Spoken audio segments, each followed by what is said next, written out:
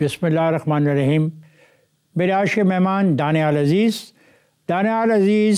25 فروری 1965 کو لاہور میں پیدا ہوئے۔ سیاسی کیریئر کا آغاز بطور ممبر ضلع کونسل کیا۔ 1997 میں پہلی مرتبہ بطور آزاد امیدوار قومی اسمبلی کے رکن منتخب ہوئے اور بعد ازاں پاکستان مسلم لیگ قائد اعظم میں انہوں نے شمولیت اختیار کر لی۔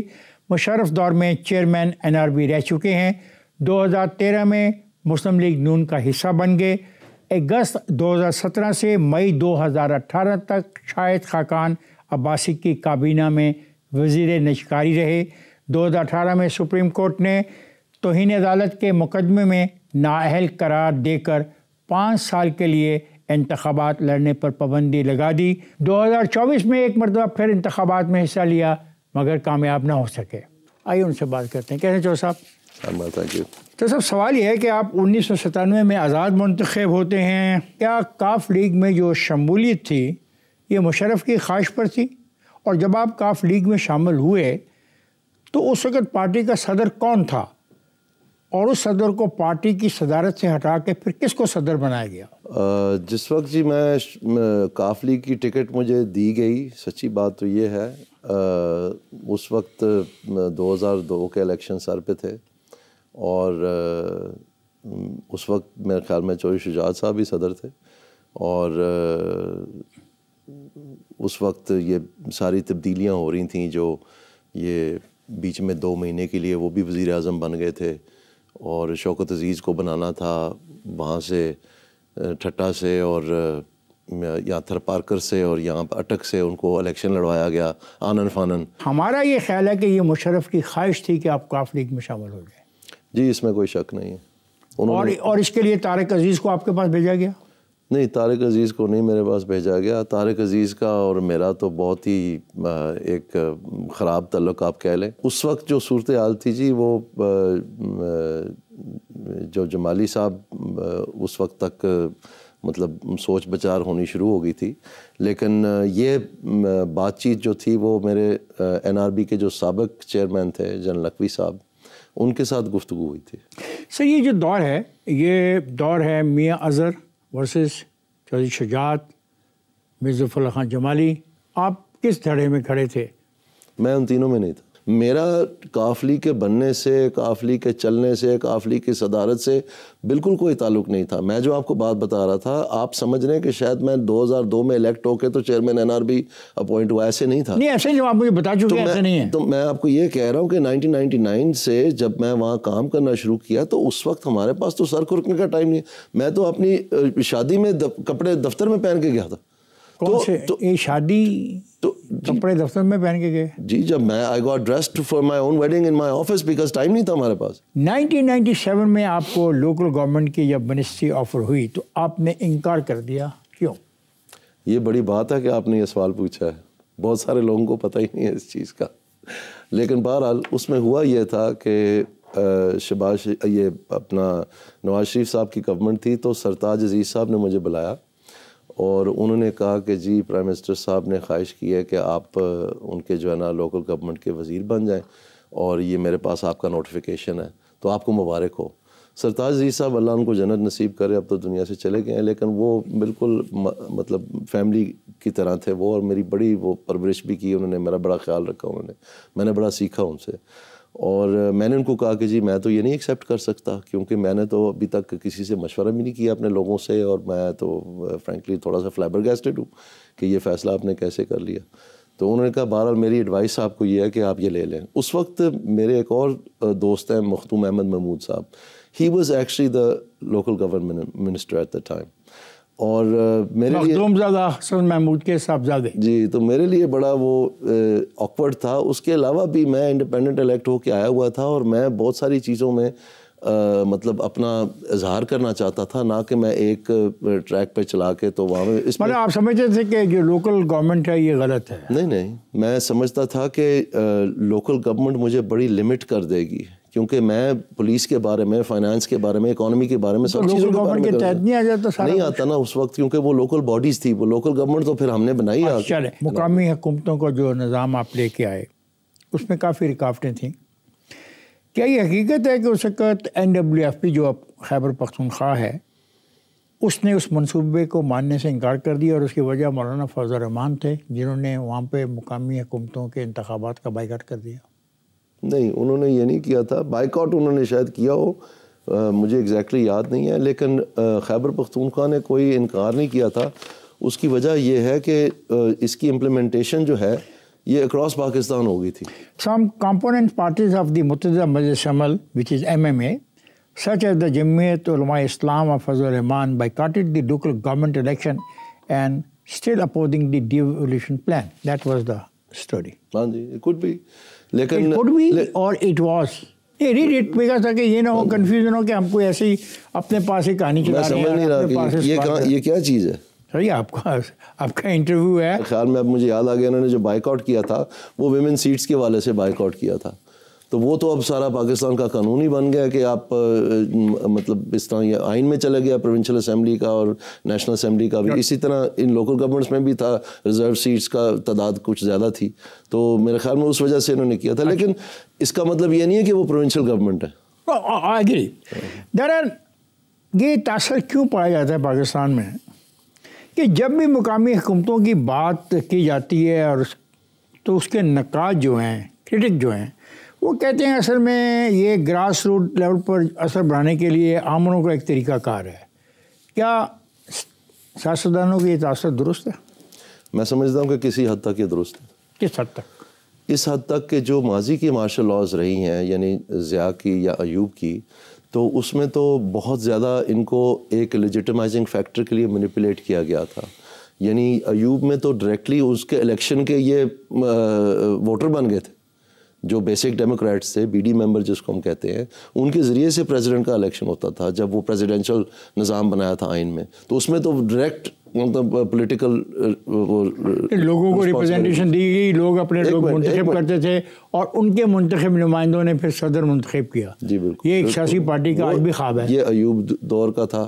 پھر ضیاء دور میں جو ہوا کہ جب یہ پیپلز پارٹی پاکستان میں سب سے طاقتور سیاسی جماعت ہوتی تھی اس وقت، تو اس کو پھر کاٹنے کے لیے یہ ایک نئی پود تیار کی تھی 1979 کے لوکل گورنمنٹ الیکشن سے، اور باقاعدگی سے ان کو جو ہے نا اسٹیٹ فیورز اور اسٹیٹ لارجسٹ اور ہر قسم کی جو ہے نا سپورٹ دی گئی تاکہ وہ اپنے پاؤں جما سکیں اپنے مقامی سطح پر اور ایک نئی پنیری جو ہے وہ تیار کر سکیں۔ تو پھر یہ سوال درست ہے کہ یہ جو الیکشنز ہیں یہ عامر اپنی طاقت کو مضبوط بنانے کے لیے کراتے تھے؟ مکمل تو کر لیں۔ اس میں صرف جو جہاں آ کے فرق پڑ جاتا ہے وہ آتا ہے مشرف والے میں۔ اس کی وجہ کیا ہے؟ کیونکہ یہ صرف ایک پولیٹیکل لیجیٹمائزنگ کے لیے نہیں تھا، یہ ایکچولی ایک گورننس ریفارم تھا جس میں پاکستان کا طرز حکومت تبدیل کرنے کی کوشش کی گئی تھی، نہ کہ انہوں نے ووٹ دینا تھا۔ اور یہ بار بار اس وقت بھی دعویٰ کیا گیا کہ جناب یہ دیکھیں یہ وہ اینڈ آف دا ڈے کیا ہوا کہ نیشنل اسمبلی جو ہے انہوں نے لیجیٹمائز کیا ایک سال کے لیے مشرف کو، نہ کہ لوکل گورنمنٹس نے۔ تو وہ ریفارم جو ہے پھر نیشنل اسمبلی جب آئی اس ریفارم کے بعد انہوں نے یونینیمسلی پاس کیا آرٹیکل 140A جب مشرف چلا گیا تھا۔ آئین میں دیے گئے آرٹیکل 32 اور 140A جو مقامی حکومتوں کے حوالے سے ہیں، ان آرٹیکلز کی آئینی ہدایات پر عمل درآمد نہیں کیا جا رہا۔ اس پر عمل درآمد نہ کرنے کی وجہ کیا ہے؟ کیونکہ یہ کہتے ہیں کہ مالیاتی، انتظامی اور سیاسی اختیارات صوبہ مقامی حکومتوں کو منتقل کریں۔ پرابلم کہاں ہے؟ پرابلم یہ ہے جی کہ ہماری جو انتظامیہ ہے اور اس کے ذریعے سے ہماری جو سیاست ہے وہ ساری کی ساری جو لوکل گورنمنٹ فنکشنز ہیں اس کے ارد گرد کھیلتی ہے۔ یہ لوکل فنکشن کا یہ ہے بنیادی صحت، عوام کے لیے پانی کے لیے کنوؤں کی تلاش، پبلک ٹوائلٹ، سوشل ہیلتھ، بنیادی تعلیم، چھوٹی سطح پہ نہری نظام، اپنا ویکسینیشن، پینے کے پانی کی فراہمی، دیہی علاقوں میں بجلی کی فراہمی، سڑکوں کی صفائی، نکاسی آب، قدرتی آفات میں عوام کی خدمت، علاقے کا سالانہ ترقیاتی منصوبہ، غربت کے خاتمے کے لیے اقدامات، علاقے کا سالانہ بجٹ، عوامی سڑکوں پر تجاوزات کا خاتمہ۔ یہ بالکل آپ اس میں سے ایک دو مثالیں لے لیں، ایجوکیشن لے لیں، اس میں ٹیچروں کی بھرتی اور ٹیچروں کی پوسٹنگ اینڈ ٹرانسفر، کئی ہمارے ماشاءاللہ سیاستدان ہیں جن کو اور کوئی کام ہی نہیں، اس کے علاوہ آتا ہی کچھ نہیں ان کو اس کے علاوہ، اسی میں سے ان کی روزی بھی آتی ہے. تو میں آپ کو اب کیا بتاؤں. یہ جو سڑکوں والی بات آپ نے کی ہے, ان کی تعمیر یا ان کی مرمت کے لیے جتنا حساب کتاب یہ سیاستدان کرتے ہیں, میں آپ کو بتا ہی نہیں سکتا کہ کتنا غدر مچا ہوا ہے. آپ نے پولیس نہیں لکھا بیچ میں, پولیس نہیں لکھا, وہ بھی لکھے نا جی. فیصلہ نہیں ہوا تھا پولیس کا, ہوا تھا فیصلہ, ڈسٹرکٹ پبلک سیفٹی کمیشن بنی تھی. ہاں کمیشن بنی جی, لیکن یہ نہیں ہوا تھا کہ police will be answerable. D P O answerable تھا ڈسٹرکٹ ناظم. اچھا فرض کریں ایک شہر ہے, اس کے لیے 158 ارب روپے کا پیکج تیار کر لیا گیا ہے. اس پیکج کو عمل درآمد پہ کرنے کے لیے کس کی ذمہ داری تھی اور ہونی چاہیے؟ لوکل گورنمنٹ کی. اگر وہ ان فنکشنز کی تھی بالکل, اور دنیا میں ہوتا ہے تو پھر دے دیے. کیا مطلب؟ پھر ایل ڈی اے کیا کرے گی, پھر پی ایچ اے کیا کرے گی, پھر واسا کیا کرے گی, تو وہ سارے پھر ایم سی ایل کیا کرے گی؟ وہ سارے سپریم کورٹ کے فیصلے کے مطابق ان کے تابع, لوکل گورنمنٹ کے تابع ہیں. یہ ابھی جو فیصلہ کر کے گئے ہیں, یہ جو موسٹ ریسنٹ چیف جسٹس صاحب تھے, ان سے پہلے جو ہمارے ابھی والے ہیں, انہوں نے یہ فیصلہ کر دیا تھا جاتے جاتے کہ جتنی بھی یہ اتھارٹیز ہیں, یہ گورننس تھرو اتھارٹی کریٹ کر دیا تھا انہوں نے. لوکل گورنمنٹ کے فنکشنز کھینچتے انہوں نے طے کر دی بات. اصل بات جو آپ نے آئینی شک کا بھی ذکر کیا نا, اس پہ آتے ہیں. اس میں آئین میں یہ لکھا ہوا ہے, each province shall by law establish a local government system and devolve. اس کا کیا مطلب؟ انتظامی اور سیاسی اختیارات. ٹھیک ہے, اب ان کو اکیلے مجھے سمجھاؤ. اب ہوتا کیا ہے, ہوتا یہ ہے کہ وہ جو 2001 میں جو اختیارات سونپ دیے گئے تھے مقامی حکومتوں کو, مالی, انتظامی اور سیاسی اختیارات و ذمہ داری جو سونپ دی گئی تھی ان کو 2001 کے ریفارم میں, یہ جو آئینی ترمیم تھی یہ ایکچولی اس کو پروٹیکٹ کرنے کے لیے ڈالی گئی تھی. اور اس میں لکھا ہوا ہے کہ each province shall by law establish a local government system and devolve. اس کا مطلب یہ نہیں ہے اینڈ سینٹرلائز. اس کا مطلب یہ ہے کہ اس آئینی ترمیم کے بعد جو بھی آپ قانون بنائیں گے, آپ مزید ان کو اختیارات دے سکتے ہیں, انتظامی, سیاسی اور مالیاتی. لیکن آپ مالیاتی کا ایشو ہے نا, مگر ایک یونین کونسل, لبرٹی مارکیٹ کی یونین کونسل ہے, اس کے پاس اختیارات زیادہ ہیں ریونیو جنریٹ کرنے کے, اور ایک اس کے مقابلے میں ایک گاؤں ہے, وہ بیچارہ کیا کرے گا, وہ یونین کونسل کیا کرے گی؟ جی میں آپ کو عرض کرتا ہوں.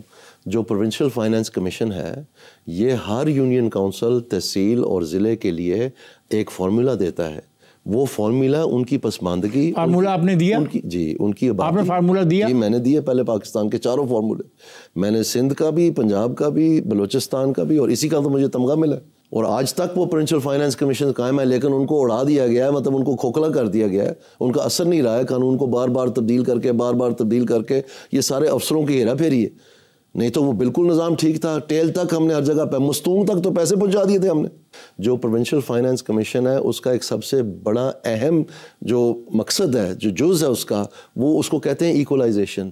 یعنی جو پسماندہ علاقے ہیں, سن لیں ایک منٹ, وہ جو امیر علاقے ہیں ان کے جو سروس ڈیلیوری ہے وہ برابر ہو جائے. جو پروونشل فائنانس کا فارمولا بنایا گیا تھا, وہ آپ کا جو نیشنل سروے ہے, پاپولیشن سروے, اس میں ہاؤسنگ پکا, کچا اور سیمی پکا کی کیٹیگرائزیشن ہوئی ہے. اور اس کو پسماندگی کا ایک میجر لے کر کے پورے پاکستان میں آپ کے پاس ایگزیکٹ ڈیٹا تھا اس کا, تو اس کو لے کر پھر ہم نے کہا کہ اس کا یہ رینکنگ ہے, اس کو اتنے پیسے ملنے چاہیے, اور یہ اتنا پیچھے ہے, اس کو اتنے زیادہ دیں تاکہ یہ آگے آ سکے, اور کتنے سالوں میں ان کو برابر ہم نے کرنا ہے. یہ سارے فیصلے اس میں اہم جز میں تھے. تو پھر کیوں نہیں عمل ہوا؟ تو سنیں تو صحیح, تو پھر امپلیمنٹ ہوا.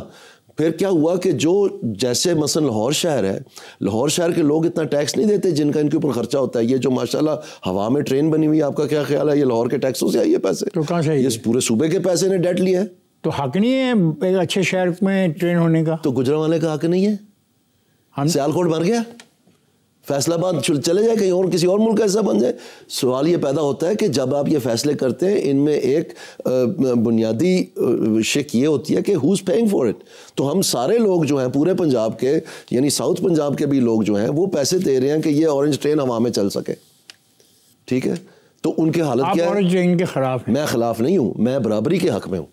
بڑا فرق ہے. آپ چاہتے ہیں کہ ایسی اورنج ٹرینیں ہر جگہ پہ چلیں؟ میں اگر یہ وقت آ جائے تو بڑی اچھی بات ہے, لیکن یہ نہیں ہو سکتا کہ باقیوں کا پیٹ کاٹ کے آپ ان لیکن لوگ ٹیکس نہیں دیتے, ایون ایک دکاندار ٹیکس دینے کو تیار نہیں ہے.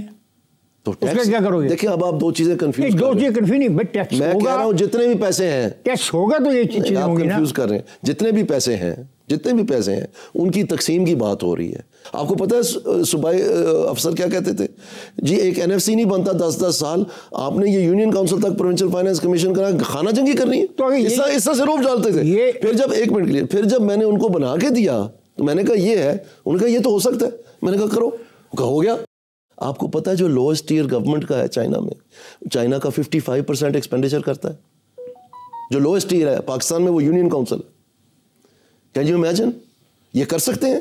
ان کے ناک میں سے دھواں نکل آئے گا. کیوں نہیں کر سکتے؟ کیونکہ ان کی ساری سیاست ہی روڑیاں بانٹنے کی ہے. روڑیاں کہاں سے بانٹی جاتی ہیں؟ آپ بھی روڑیاں لینے والوں میں ہو. نہیں بالکل بھی نہیں. آپ بتائیں، میں نے لیپ ٹاپ لیا، میں نے سولر پینل لیا، میں نے ویل چیئر لیا، میں نے الیکٹرک موٹر سائیکل لیا. کون سی روڑی؟ ایک سیکنڈ، یہ جو چاروں باتیں آپ نے کہیں ان میں کیا برائی ہے؟ ان میں برائی یہ ہے کہ یہ ایک وقتی طور پر اسٹیٹ کا پیسہ استعمال کر کے آپ اپنی شخصیت کو ایک سخی پیش کرنے کے لیے، اس کا کوئی مسئلے کا حل نہیں ہے. اور اگر یہی پیسہ کیونکہ سننا ایک منٹ بات سننا، سوال کا کوئی جواب تو دینا جواب دے دیا نہیں دیا میں نے. کیونکہ یہی پیسہ جو ہے یہ پیداوار میں استعمال ہو سکتا تھا. ایک سیکنڈ، یہ 4 چیزوں کا نام لیا اور آپ نے کہا یہ اپنی شہرت کے لیے استعمال، سستی شہرت، یہی کہا نا. بالکل. یہ پیسہ اگر پبلک ٹوائلٹس پہ لگ جائے، ویکسینیشن پہ لگ جائے، سڑکوں کی صفائی پہ لگ جائے تو کیا اس چیزوں کا فائدہ نہیں ہوگا؟ میں آپ سے عرض کرتا ہوں، اگر یہ پیسے شاید نارووال میں اگر وہ کہیں کہ اس کو ایجوکیشن پہ لگانا ہے تو عین ممکن ہے کہ رحیم یار خان میں وہ کہیں کہ اس پیسے کو ہم نے ہیلتھ پہ لگانا ہے.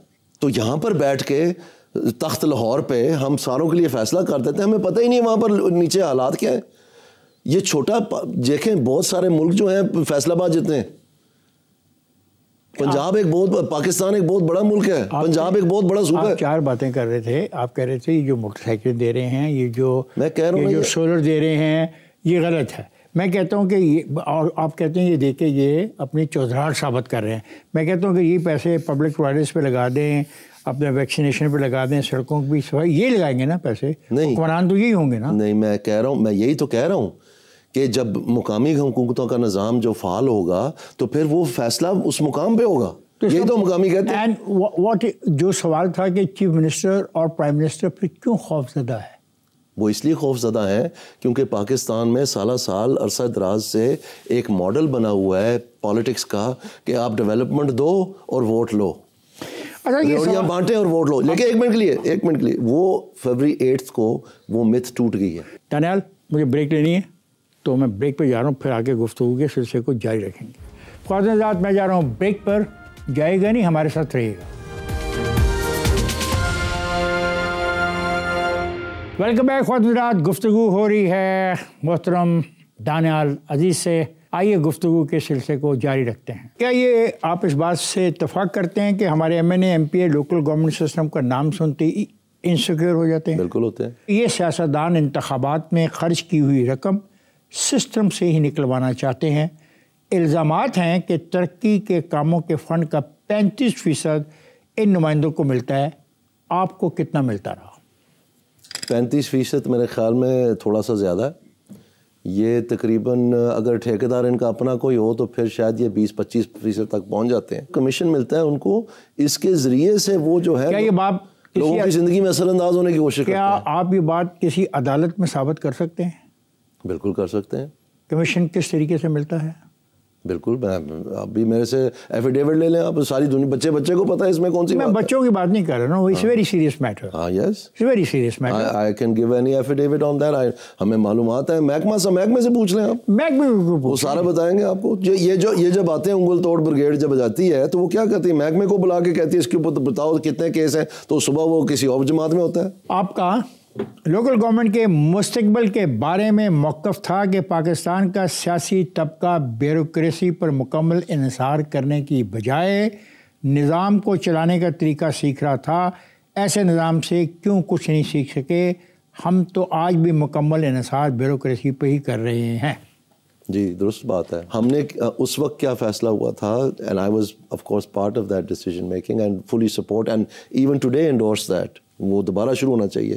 یہ جتنے بھی گورنمنٹ ٹریننگ انسٹیٹیوٹس ہیں, چاہے وہ ایڈمنسٹریٹو اسٹاف کالج تھا, چاہے وہ اس وقت جو کہلاتی تھی نیپاز, چاہے نیشنل ڈیفینس یونیورسٹی تھا, ان میں ہم نے جو الیکٹڈ ریپرزینٹیوز تھے ان کو ان کورسوں میں جو مینڈیٹری ہوتے ہیں پروموشن کے لیے, افسروں کے لیے, 17 سے 18, 18 سے 19, 19 سے 20 مختلف درجات ہوتے ہیں اس کے, ان میں ہم نے اس مقامی حکومتوں کے جو الیکٹڈ ریپرزینٹیوز تھے وہ ساتھ بٹھا دیے کہ آپ بھی یہی کورس کریں گے, یہی ریسرچ کریں گے, یہی لیکچرز لیں گے, یہی یہاں پر اسائنمنٹس کریں گے. وہ وہاں رہتے تھے افسروں کے ساتھ. تو اچھی بات ہوگی, بالکل اچھی بات تھی. اور میری بات تو سنیں نا, اس کے بعد جب ان کی جو گورننس تھی, دیکھیں وہ سفارشی نہیں تھے کہ آپ نے جا کے ڈی سی صاحب کو سفارش کرنی ہے. وہ اتھارٹی تھے, انہوں نے ڈیسائیڈ کرنا تھا ڈی سی صاحب کے لیے کہ آپ نے یہ کرنا ہے یا وہ کرنا ہے. ٹھیک ہے, وہ مشورہ ہوتا تھا, کنسلٹیشن ہوتی تھی, سب کچھ تھا. لیکن اس کے بعد جو ان کے, آج آپ جا کے دیکھ لیں اسمبلی میں کسی کمیٹی میں جب گفتگو ہوئے گی, جو آواز اپنی بلند کرے گا آپ کو امیجیٹلی پتہ چل جائے گا کہ یہ لوکل گورنمنٹ کا نمائندہ رہا ہے کہ نہیں رہا ہے. اس کی گفتگو ہی ہو رہا ہے. اچھا مجھے ایک بات بتاؤ کہ یہ جو ہم بہت تنقید کرتے ہیں ڈپٹی کمشنر کے رول پہ, اور میں خود بھی سمجھتا ہوں کہ ڈپٹی کمشنر اور چیف منسٹر کو کوئی حق نہیں ہے کہ منتخب یونین کونسلوں کو ڈیزالو کرے. لیکن میں نے یہ نوٹ کیا جب میں اسٹڈی کر رہا تھا, برطانیہ میں جو وہاں کا سسٹم ہے اس کی نگرانی بھی حکومت کرتی ہے, حکومتی افسران کرتے ہیں. بالکل. تو آپ کو کیا اعتراض ہے؟ اس میں بھی تھا سپرویژن, یعنی جو ایک الیکٹڈ ناظم کو برطرف کرنے کے لیے صوبائی حکومت کے پاس اختیارات تھی, لیکن وجوہات بتانی پڑتی تھی. یہ نہیں کہ آپ کی شکل نہیں مجھے پسند, آپ کو میں نے فارغ کر دیا. مطلب you had to have some basic reason so that could then be tested in a court of law کہ یہ سچ بھی ہے کہ نہیں ہے, آنن فانن تو نہیں ہے نا. تو آپ اس بات سے اتفاق کرتے ہیں؟ بالکل تھا local government check and balance ہو. بالکل ہے, آڈٹ کا پورا نظام دیا تھا ہم نے, یہاں تک کہ آڈٹ فیل کیوں ہوا آپ دیکھیں. بڑی مزیدار بات ہے, جب اس وقت نون لیگ کی گورنمنٹ آئی تو انہوں نے وہاں ویلا مچا دیا جی اتنی کرپشن ہو گئی. اس کے بعد کیا ہوا کہ جب ایکچولی آڈٹ کا پرابلم کیا تھا کہ جو ڈسٹرکٹ کاؤنسل تھی اس کی ایک elected accounts public accounts committee تھی جو ضلع انتظامیہ کو ذمہ دار ٹھہراتی تھی کہ یہ تم نے کیا کیا آڈٹ رپورٹ پہ, اور ڈپٹی کمشنر حضرات اور جو سینئر افسران تھے وہ کہتے تھے ان کے سامنے ہم نہیں پیش ہوں گے, ہم اپنے محکمے کو جواب دیں گے, ڈپارٹمنٹل انکوائری کر لیں ہماری. یعنی they weren't willing to answer. مطلب this was the problem. The problem was not کہ local government کا نظام خراب تھا اور وہ لوگ مطلب لوٹ مار کر رہے تھے. آپ نے کہا کہ لوٹ مار کر رہے تھے, آپ نے کہا کہ 35% افتخار میں کچھ کم لیتے تھے. نہیں, یہ پروونشل اور نیشنل کی بات کر رہا ہوں میں. اس وقت جو 79 والا نظام تھا اس میں بالکل یہ عادت, یہ منہ خون لگایا گیا تھا باقاعدہ سوچ سمجھ کے تحت. میں نے آپ کو پہلے بتایا اس وقت کوشش ہی کی تھی کہ ان کو اتاریں اس سے. اب ایک پیکج ہے ایک شہر کے لیے اتنے بڑا ہے, اس میں کوئی نہیں لین دین ہوگا. بالکل اس میں ہوگا جی, بالکل ہوگا. جو ایم این اے, میں آپ کو رول آف تھم بتا دیتا ہوں کہ جو ایم این ایم پی اے پیسے لے کے آتا ہے وہ محکمہ امیجیٹلی اس کے ساتھ تعاون کرنا شروع کر دیتا ہے کہ جی آپ بتائیں کیا کرنا ہے آپ. اچھا یہ پیسے سارے نیچے جاتے ہیں چپراسی سے لے کے اوپر تک؟ بالکل, اس میں پرسنٹیجز ہیں وہ طے ہیں. یعنی یاد ہے آپ کو؟ ہاں 1% جو ہے فٹیگ رکھی ہوتی ہے ڈی سی آفس کے لیے کہ ان کو کوئی پرابلم نہ پڑ جائے. تو اسی طرح جو ڈسٹرکٹ جو ڈویژنل اکاؤنٹس آفیسر ہے اس کے کوئی 3% ہوتے ہیں, کوئی محکمے کے کوئی 2-4% ہوتے ہیں, اسی طرح سے ٹھیکیدار کے کوئی 10-12% ہوتے ہیں, اور جو الیکٹڈ ریپرزینٹیو پیسے لے کے آتا ہے اس کے بھی کوئی تقریباً کوئی 15% ہوتے ہیں, 10% ہوتے ہیں, ڈپینڈنگ کہ وہ کتنا طاقتور ہے اور کیا چاہتا ہے وہ. تو اس طرح سے پورے یہ سارا اس میں سے 65% تو ابتدا سے ہی نکالے گئے, تو بننا خاک ہے وہ, اسی لیے تو ایک بارش کے بعد کھڈے پڑ جاتے ہیں سارے. میں یہ جاننا چاہوں گا کہ آپ قومی اسمبلی کے رکن رہے, بڑے نظریاتی قسم کی گفتگو کرتے ہیں, باہر سے پڑھ کے آئے ہیں, لوگوں کو ٹھیک کرنے درست کرنے کی بات کرتے ہیں, عوام کی خدمت کی ہے, رشوت آپ نے نہیں کھائی, وہ 1% 10% آپ نے نہیں لیا. اس کے باوجود 2008 کا الیکشن آپ بری طرح ہار گئے. وائی؟ ایک تو میں بری طرح نہیں ہارا اور دوسرا میں ہارا بھی نہیں. ہے کیا مطلب؟ میں نہیں ہارا وہ الیکشن جو ریٹرننگ آفسر تھا, جو جج تھا اس وقت, انہوں نے باقاعدہ وہ الیکشن کا رزلٹ جو ہے وہ نل اینڈ وائڈ ڈکلیئر کر دیا تھا. پھر طارق عزیز جن کا آپ ذکر کر رہے تھے, جنہوں نے مجھے یہ سارا آزمائش میں ڈالنے کی کوشش کی, انہوں نے الیکشن کمیشن میں انٹروین کر کے تو نوٹیفیکیشن کروا دیا میرے مخالف کا, باوجود اس کے کہ ریٹرننگ افسر نے لکھ دیا کہ یہ نل اینڈ وائڈ ہے الیکشن سارا, کیونکہ ٹوٹلی ریگڈ تھا. اور پھر ہائی کورٹ میں سے دباتے دباتے پھر فائنلی سپریم کورٹ میں چلے گیا, اور آخر اس کا مطلب آپ یہ کہنا چاہتی ہیں کہ عوام آپ کے اچھے کاموں کی بنا پر الیکشن والے دن آ کے قطار میں کھڑے ہوئے پولنگ اسٹیشنوں کے بعد, اندر گئے, بیلٹ کی پرچی لی اور آپ کے حق میں بیلٹ ڈالا. نہ صرف یہ 6 قتل بھی ہوئے اس دن. یہ جو میرے لیے لوگ گئے تھے ان میں سے 6 جو ہے قتل ہوئے تھے. صبح 8 بجے پہلا قتل ہوا تھا کوٹ نینا پولنگ اسٹیشن میں, سر میں ڈنڈا مار کے بندہ مار دیا تھا میرا جو ایجنٹ تھا. اس کے بعد غدر مچا تھا, سارے اسپتال بھر گئے تھے اس دن, ٹوٹلی رگڈ. کیوں آپ کے خلاف؟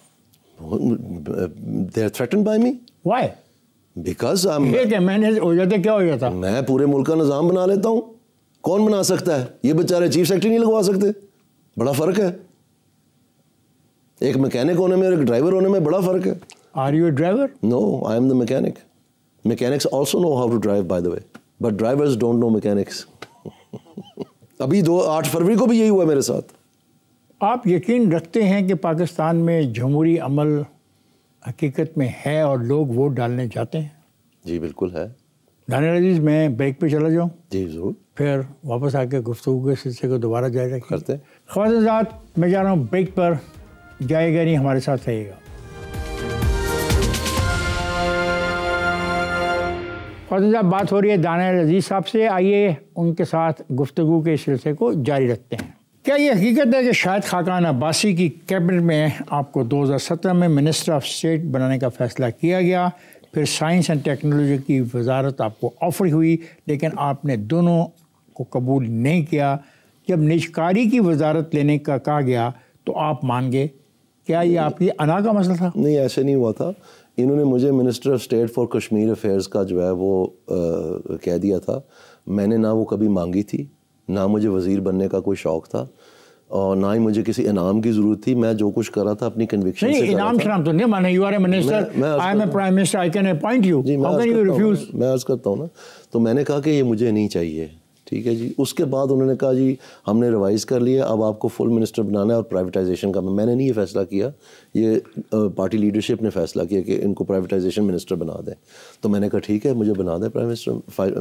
وہ اسٹیٹ منسٹر میں نے ڈکلائن کر دیا تھا فرینکلی. یہ ایک آپ کی کریئر کی پروگریشن ہے.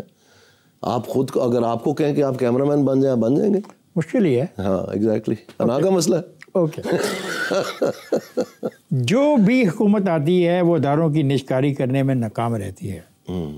آپ نے بھی پی آئی اے اسٹیل ملز کے کئی اداروں کی نجکاری کے لیے متعلقہ اداروں سے میٹنگ کی لیکن ناکام رہے.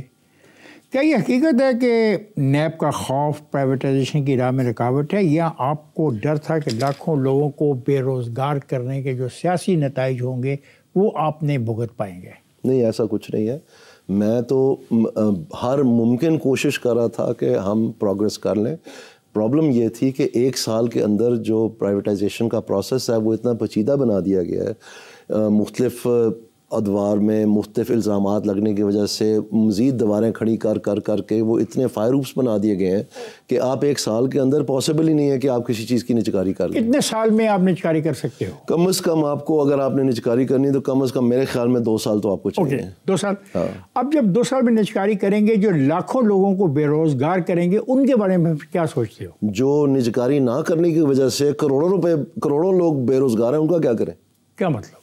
کوئن کا دوسرا سائیڈ دیکھیں نا. مطلب کیا؟ آپ صرف ایک سائیڈ دیکھ رہے ہیں. پر آپ کہہ رہے ہو جو سبسڈی دی جائے, آپ کہہ رہے ہو جو ان ڈپارٹمنٹس کو چلانے کے لیے پیسہ حکومت دے رہی ہے, اگر ان کو فارغ کر دیا جائے تو وہ نقصان اپنی جگہ ضرور ہے, لیکن اتنا نقصان نہیں ہے جتنا پیسہ ہم دے رہے ہیں. آپ یہ کہہ رہے ہو؟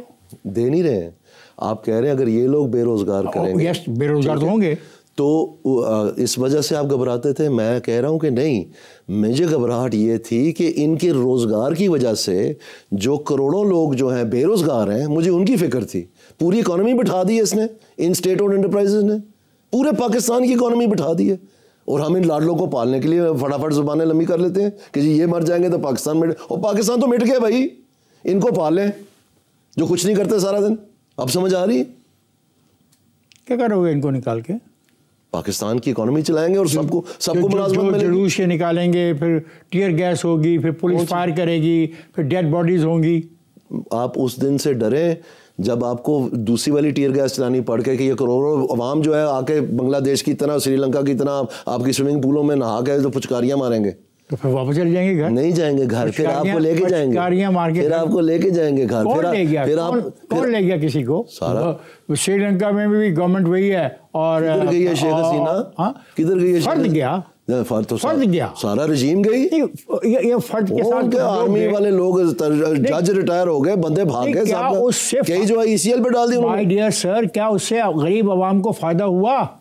چینج کی نوید تو بن گئی نا, نوید بنی نا. ہاں تو پھر نیکسٹ کیا کرنا ہے, وہ مسائل حل کرنے ہیں نا. تو آپ یقین رکھتے ہو کہ نجکاری کا عمل مکمل ہو جانا چاہیے؟ بالکل 100%, 200%, 600%.